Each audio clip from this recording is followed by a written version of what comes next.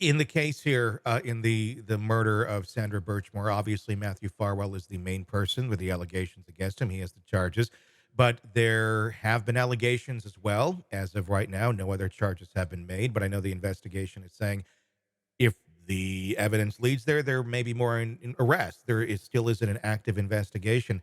The other allegations go against William Farwell, his brother. And again, just allegations that there may have been an inappropriate relationship there as well. The allegations that we've heard involve texting, inappropriate pictures, and just language with a child. It could go further than that. We don't know. Again, all just allegations. Also, Richard Devine, another Stoughton police officer implicated in the grooming of Birchmore. I believe Richard was actually the head of the Explorer program, if I'm Mm. correct. So right there, I mean, you have like this trifecta of people in this thing, and you're bringing kids in actively. I guess I think a lot of us want to think when it comes to people who are grooming children and molesting children, they're acting alone. These three, if these allegations are true, kind of acting in a group setting, Mhm. kind of covering for one another, or I mean, it almost feels like they were passing her around. Yeah, it Um, does. how how often is that the case where you have one person that's abusing a person and it's like there's more than one involved and they're all kind of in on it? Yeah, I don't know how to tell how often it happens, but it certainly does happen.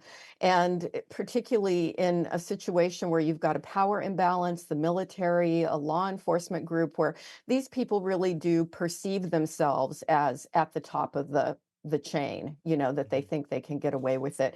And then they sort of emboldened and empower each other in this kind of behavior. So we do know it happens. How often, I don't know, but we need to see that it stops. And there should just be the highest penalties for people who predate on Well, kids. I mean, in We Florida, just, yeah. I mean, I wish this happened in Florida because then they'd be up for the death penalty.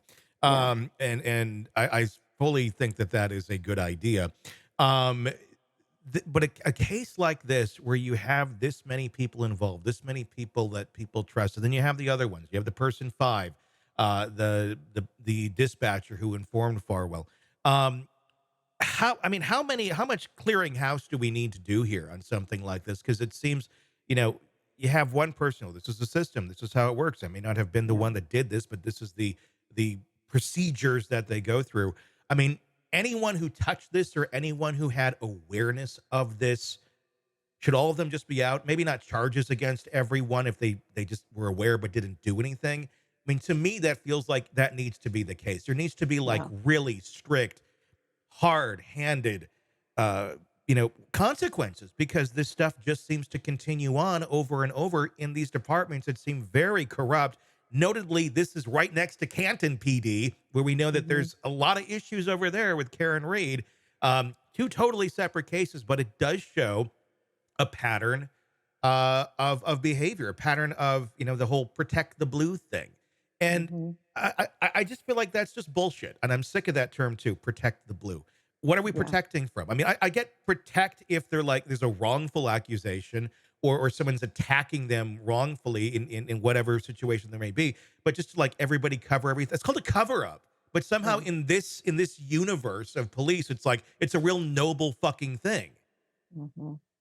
Yeah, everybody needs to go. Yeah. I understand there's a new police chief now. Yeah. Now. Um, but I would be very curious if there's an oversight committee that is going over every person involved in the Police Explorer program. Well, I think they stopped it, right? They don't have I it anymore believe, there. yeah. I think they Yeah, kinda I had to think they say did, which is good. Yeah, Let the kids yeah. let the kids go to Boy Scouts or something. I mean, they can, stay out of this messy police department. It just sounds horrible. And I agree with you. Toughest penalties for people who engage in this kind of stuff, and for the people who let it go by, Yeah. who don't call it out.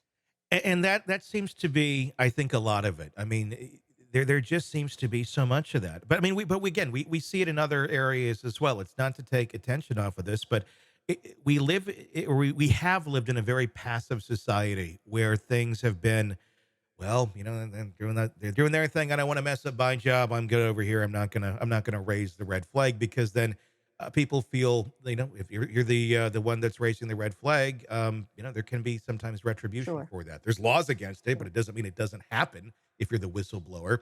But in things like this, why don't we have more of it? I mean, I know. I mean, just your opinion. Why do we keep seeing these sort of things in these systems where it is so protected, it is so almost secretive and behind the curtain, where so many people just keep covering up for bad behavior? Why hasn't this stopped by now? Yeah, I like to think that with again, the power of the internet and shows like what you do, that more is being exposed. And it really makes me kind of sick to my stomach to think of how much in years past has happened that was never exposed, Hmm. never brought to light.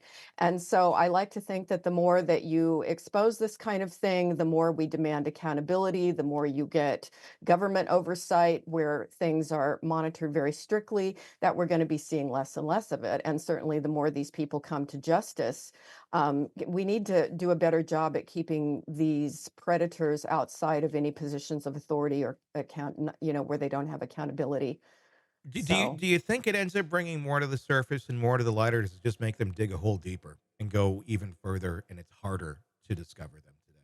well, I think the more that is exposed in this way, where you're going to see people tried, I think that you're going to find a different attitude in the organizations where people are really going to be, aware that there's accountability for their actions and for Mhm. the actions of their colleagues. I think that the more exposure we see, that ultimately it's going to be better.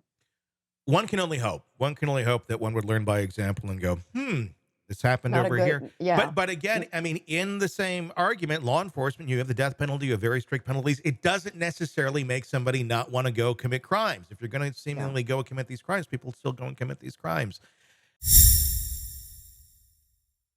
Hey, thanks for checking out the video. Be sure to follow us wherever you download podcasts, and especially Apple Podcasts, where you can get advanced episode and premium content on our premium channel right there. Also, be sure to follow us on social media so you don't miss any breaking updates on the stories that matter to you most. We're on TikTok, X, Instagram, Facebook. Just search Hidden Killers Podcast with Tony Brueski, and you'll find us right there. Again, thanks for watching.